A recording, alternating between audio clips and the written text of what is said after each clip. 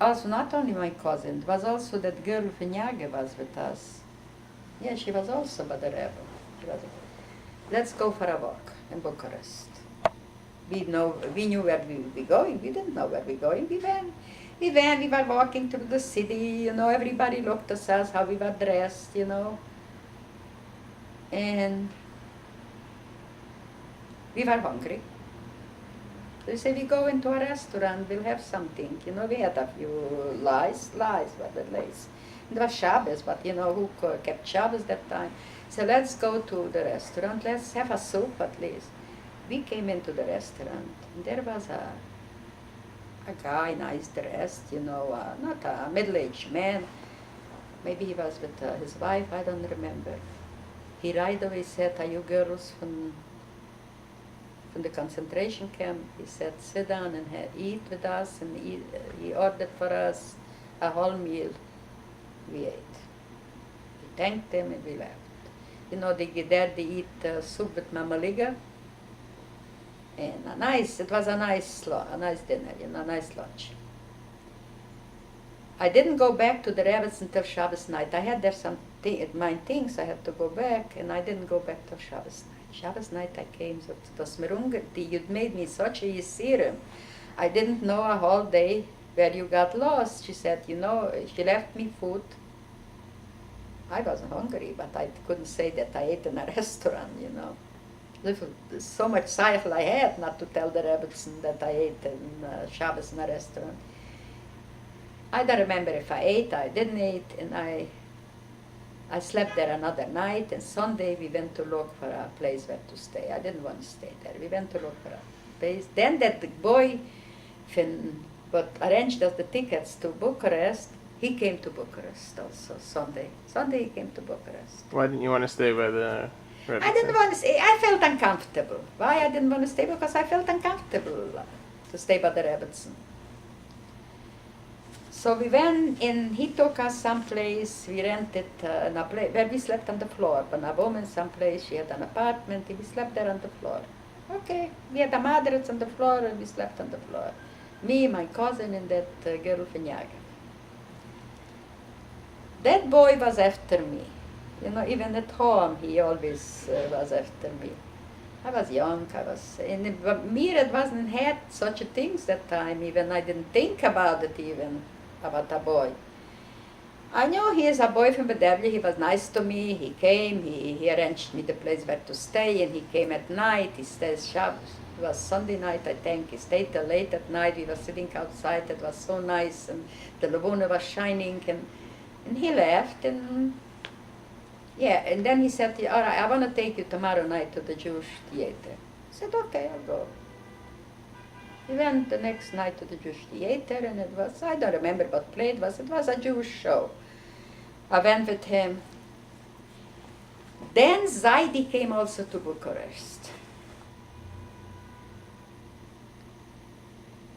Then Zaidi came also to Bucharest. I knew already somehow that we are related. I don't know how. He asked me also out, I should go with him. I didn't want to go with him. I said, I'm not going. No, I'm not going. I don't feel like going. And I went with the other guy, and he saw, I didn't see this, he showed to somebody, you see, this is going to be my kala, and me, that guy from the Devil. I didn't know nothing. And we stayed in Bucharest. We got, I could have go to a doctor. I didn't. Went to a regular doctor. Then the girl they sent to a gynecologist. I didn't want to go. I say I'm not going, and I want to go home. I want to go back. We're going back. They gave us 120,000 lei, which it was probably not avoided nothing. And we stayed there a few days, and they said we should wait. They gave us also a suit. And they gave every girl a suit, for every man a man's suit, for every girl a girl's suit, and we should wait. I said, I'm not waiting, I don't... Why did you go to Bucharest in the first place? For the money. You knew that they were giving out money. I knew that we had something else to do. We went to Bucharest. I was in Bucharest. And then we went home, so Zaidi gave me the address from his father and his sister. They had a restaurant in Grossverdam. because we went from Bucharest again. He arranged the tickets to go back to Klosenborg, Kolozsvár, and there we took the trains and we went to Grozovdan. So, and we were with that girl, what I say I met Vinyage was a first cousin for that boy, what I'm telling you, that Bedevye boy. So I think he told her something, because she tells me like this. All of a sudden she tells me, you know what, she said, Moshe wants to get married, he doesn't want to wait long, he wants to, what do you say? So I say, what I'm saying I'm not ready to get married, Moshe is not my boyfriend, I am not ready, I'm not going with nobody, I'm not ready to get married, I just came home, I don't know what's going to be, and that's the answer. So he told them probably, he knew already that. I didn't see him till Israel. In Israel I saw him. So, Zaidi gave me the address from his father with the girls. You know, where they had a restaurant. They weren't married yet, you know, they were single girls also. And I had a cousin from my mother's side, but she lived also in Grozovdan. And I knew where she lives. I don't know how I find out all these things. Don't ask me, because I don't know. I knew everything. I don't know nothing. So we came to Grozovdan, so we went to there. So they were thinking that we came into the restaurant, I think, the girls. And I felt very bad. They didn't even ask me to sit down. They didn't even ask me. The father came over, and he knew where we were, and we were talking to him. But the two girls didn't even ask me, you know, sit down, or where are you, or what, nothing. So I said... You know about Cyril and Lycha? Cyril Lycha. So I say, you know what, I said, I told this to Zaidi. I said, you know what, I'm going to my cousin Esther, and I'll stay there. Take me there. He took me there. Saidi was there also. Yeah, he was there. He came back from Bucharest. He took me there to Esther, and I stayed there. I don't remember how long I stayed there. Okay, I went home. I packed myself. I went to Szeged to my uncle. So I had to go, you know, there was no trains to go like this. There was Romania. Our side was Czechia at that time. So there was the Tisa, but I told you the Tisa was the border for Romania, from Carpathia to Romania. So there was those little ships, those little boats, you know. There was a guy, I paid him. And I was with my cousin, we went on this boat, he took us over the Tisa to the other side. And I came into a Jewish house, and I said, can I sleep over here, and we're gonna go, we see in the morning how we could take something, we'll find something to go to Szeged. So we were, okay, fine, they gave us to eat, they gave us a bed to lay down, to rest, and all of a sudden I said, no, let's go outside. No, I saw somebody came a wagon with horses, but also two guys, and they were riding, they stopped there to feed the horses or something, so I figured, let me go ask them if they're not going to Szeged. I go down and ask him if they're not going to Szeged. He said, yes. I said, you want to take us? We'll pay you. He said, yes, we'll take you, we pay them.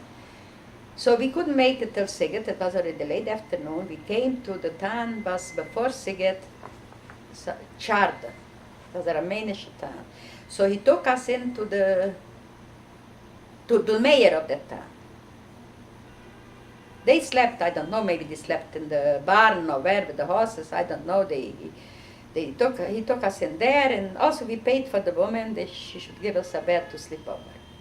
I had some money, I don't know, I had already money. I sold things when I came back. There was a big marsan from where my father used to keep his apples. You know, there was not apple, there was apple and apple, you know.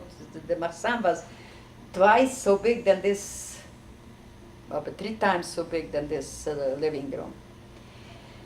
So I had some money already. So we coming early morning. They got up very early morning because they went on to sell something on the, how you call it, on the mark. How you sell it? Market? On the market. In the markets, not on the market, but when they went to, they should be early in the morning there. So they dropped us off someplace in Szeged. I had an address. we started looking where my uncle lives. It was early in the morning, very early in the morning. His sister was still sleeping. He was probably in school, or maybe he wasn't home. I don't remember what it was, because another man, I told him, we got already the address. He was up, and he said I knew him. I didn't know him, but later I knew who he was, and I told him who I was. He knew right away. He said he gave us right away a coffee with a piece of bread. He said, let him later. You'll go into your uncle. I went into my uncle. There was the sister, and I brought some textiles. She was a dressmaker. He was sewing things for us. So then I found a sewing machine by us in the house, as a sewing machine. So I told her about it. So she said, you know what, let's go to Bedelia and bring the sewing machine here. I'm not going to take the whole sewing machine with the table. I'm going to just take out the machine. So we went. Did we go by train that time already? I don't remember. We came for the day, we came to Bedelia, we took out the sewing machine, and we went back to Sigurd. Also, I didn't feel comfortable there. My uncle was very religious, and she told me stories. She said, she had a sister, but she died in Transnistria. The remaining Jews, they took to Transnistria. So the sister died, and the husband with the children survived. So the brother, my uncle, wants her she should marry the brother-in-law, because of the children, the children shouldn't be orphans. And she was crying. She said, I want a boy. I don't want a married man. I don't want a man with children. But what should I do? No, what was I able to tell her? I knew what to tell her. I was 18 years old. So we brought the machine. We was sewing. I helped her. And I stayed there 2 or 3 weeks. That's all. Then I said to my cousin, I'm not staying anymore. You want to stay. I'm going back to the Bedelia. I want to see who came home yet. When I heard that my cousin Hinda came and other people came, I say, I feel uncomfortable here. What I'm doing here, I had nothing to do there. Shabbos, they used to go for shears. She was a very educated girl. She used to say Peirik in Jewish. She used to translate Peirik in Jewish. She knew. She was a Yankov teacher. I said, no, I'm going back. I come back. I found already Hinden, and I found other girls. I said, you know what? Let's move into my uncle's house. He had a new house that time, but he just built before maybe a year before they took us away. So we'll move out in this house. One Jew came back, who he said he knew who our furniture took. We took a truck, and we went, this was in Kyachov, we went into her house, and we took out all the furniture, all the dishes, everything she took from our house away. Not pictures I couldn't find. I found the furniture, I found the